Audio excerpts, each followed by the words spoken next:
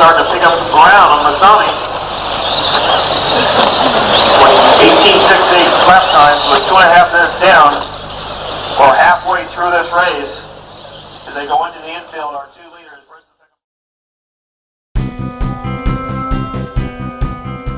Way back in 1964, Roger Curtis, together with Lee Urata, opened a slot car track in Linwood, California, and Associated was born.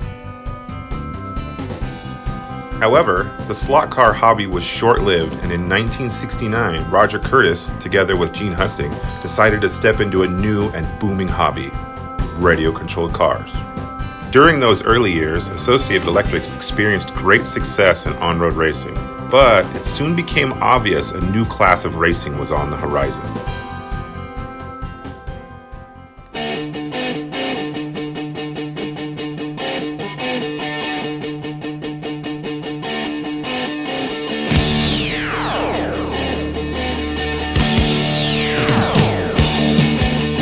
In December of 1984, Associated dove headfirst into the fast-growing segment of off-road racing with the release of the RC10, making 2024 the 40-year anniversary.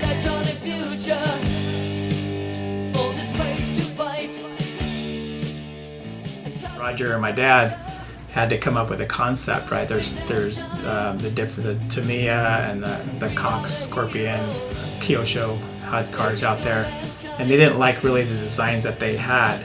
So they went to see, I think they went to the Score Off-Road show in Anaheim. It was the real cars, the real cars there. And they went and looked at all the real car designs, and they came across a guy that had A-type suspension arms, you know.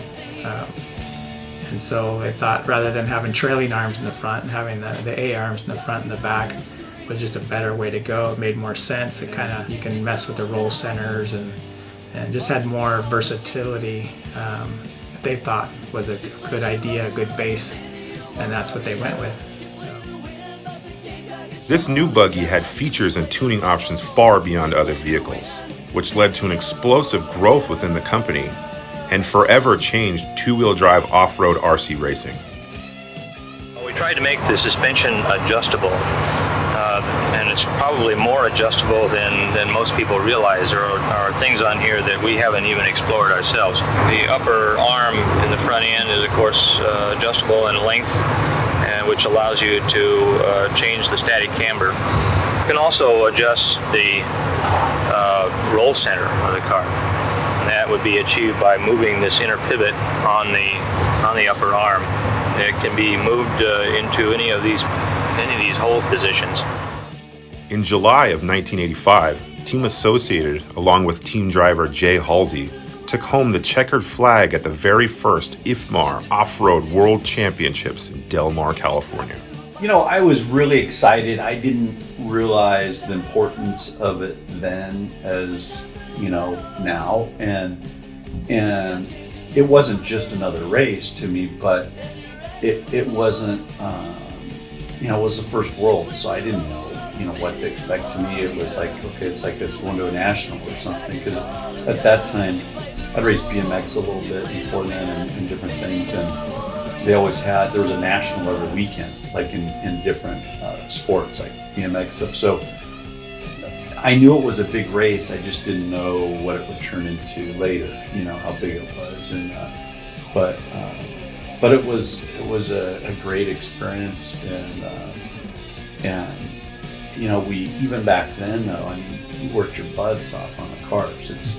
You didn't buy a car out of the box and just throw it down, you know. So. This win for Associated Electrics on the RC10 was just the first. In fact, every iteration of the RC10 platform has gone on to win at least one IFMAR world title. We're always trying to make the best race car for the surfaces that we're competing on at the time. And you know, there's been a few major changes throughout the years. You know, I think the RC10 to the B2 was a big step with so much plastic integrated, and the B3 was a refinement of the B2. But then you saw the B4 really take a geometry step that lasted over a decade. That longevity will never be seen again.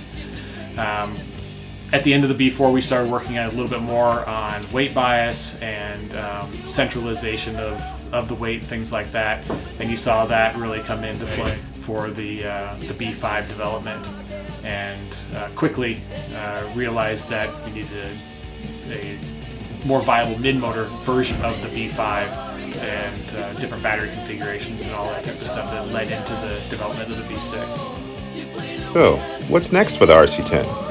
And what will the next generation of engineers bring us? This game is done to ya. You play to win, but the game got control of ya.